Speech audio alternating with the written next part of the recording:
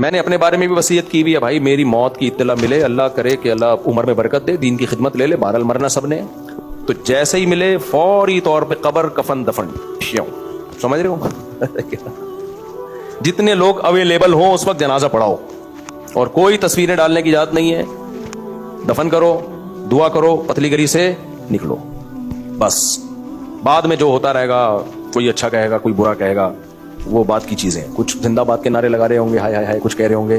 اچھا ہوا نکل لیا پتلی گلی سے, خود ہی نکل لیا,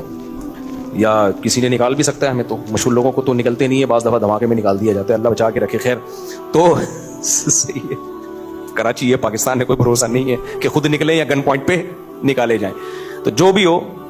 اصل تو شہادت کی موت ہے. اللہ تعالیٰ سے ہم دعا مانگتے ہیں اللہ دین کی خوب خوب خدمت لے, اور موت کون سی دے؟ شہادت کی موت دے. تو خیر اس کے بعد ہم نے کہا ہے بھائی صاحب کوئی نیا واقعہ نہیں ہوگا, سب دنیا میں آتے ہیں اور سب دنیا سے جاتے ہیں, اور کسی ایک شخص کے جانے سے یہ نہیں ہوتا ہائے دین کا کام اب کون کرے گا, ہم کون سا بہت زیادہ کام کر رہے ہیں, سب علماء کر رہے ہیں, تو اللہ جب تک دین کو رکھے گا علماء پیدا ہوتے رہیں گے. تو بس دفن ہو گیا, خلاص. مفتی طارق مسعود صاحب تھے, 4 شادیوں پہ اچھی باتیں کیا کرتے تھے, ہائے ہائے ہائے ہائے, ان کی زندگی میں کر لیتے تو موٹیویشن مل جاتی. بس یہ رونا دھونا 2-4 دن رو, اس کے بعد دعا کی ضرورت ہے بھائی, دعا ساری زندگی مانگو کہ جو غلطیاں ہوئی ہیں, ہر شخص خطا کا پتلا ہے, ہم سے بھی ہوئی ہوں گی, مغفرت کی دعا کو فوکس کرو, یہ سال ثواب کو فوکس کرو, دعائیں مغفرت کو وہ تو ساری زندگی کرنی ہے. لوگ علماء کے لیے دعا کرتے نہیں ہیں, ہار پھول اور یہ ڈرامے بازیوں میں لگے ہوتے ہیں, یہ غیر مسلموں کا کام ہے بھائی, مسلمانوں پہ یہ چیزیں سوٹ نہیں کرتی. تو میں نے تو سختی سے کہا ہے کوئی تصویریں نہیں ڈالی جائیں, جیسے انتقال ہو دفن کر کے. لوگ الفلاحیہ مسجد میں آئے بھائی, حضرت اگر میں بڑھاپے میں گیا تو وہ بابا جی کا بیان ہوتا تھا, وہ کہاں ہے آج کل, یعنی انا للہ ہو گیا. ہم ہمیں تو پتہ ہی نہیں, کوئی کیا کریں, وہ دفنا دیا تو اس کے بعد پتہ چلا. تو اس لیے میں نے تو وصیت کی ہوئی ہے کہ بالکل تمیز سے, ہلکا پھلکا, اور دفن قبرستان میں کرو.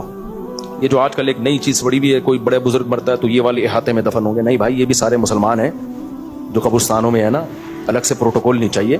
یہی ہمیں مسلمانوں میں ہی اپنے جیسے گناہگاروں میں ہی دفن کر دینا, الگ سے کسی VIP قبرستان میں دفن کرنے کی ضرورت نہیں ہے کہ یہ احاطہ ہے یہاں پہ حضرت جی, یہاں حضرت جی کیوں ہیں, حضرت جی ہیں تو جہاں سب مسلمان جا رہے ہیں وہیں جائیں نا حضرت جی بھی,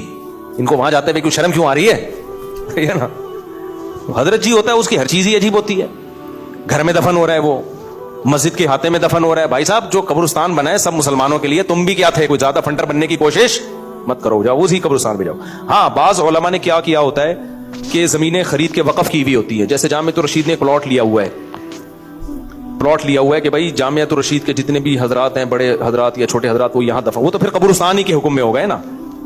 وہ تو پھر نارمل قبرستان ہو گیا. تو کسی نے اپنا خاندانی قبرستان خریدا ہوا ہو, ایسے لوگ کرتے ہیں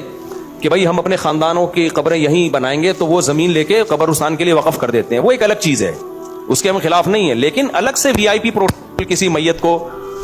کہ بھئی یہ الگ سے اس احاطے میں دفن ہوں گے, یہ ٹھیک نہیں ہے. جیسے سب انسان رہتے ہیں, ہم تو چاہتے ہیں ہمارا حشر مسلمانوں میں ہو بھائی, جب سارے مردے قبروں سے اکھڑے تو انہی مسلمانوں کے قبرستان سے اللہ میں بھی اٹھ, شاید اسی بیس پہ اللہ بخشش کر دے, اسی بیس پہ. اس قبرستان میں ہر طرح کے لوگ ہوتے ہیں, نیک بھی ہوتے ہیں, برے بھی ہوتے ہیں, بھائی مسلمان تو ہے نا, ایمان پر تو ہیں, تو الگ سے میں تو نہیں چاہوں گا کہ میرا حشر بالکل ایک الگ سے VIP قبر سے ہو رہا ہو حشر, تو ہمارے اعمال تو اس قابل نہیں ہے. تو ہم تو اس میں شاید بخشا آ جائیں کہ ہول سیل میں تھوڑے بہت 2-4 لوکل مال بھی آ جاتا ہے, کیا خیال ہے؟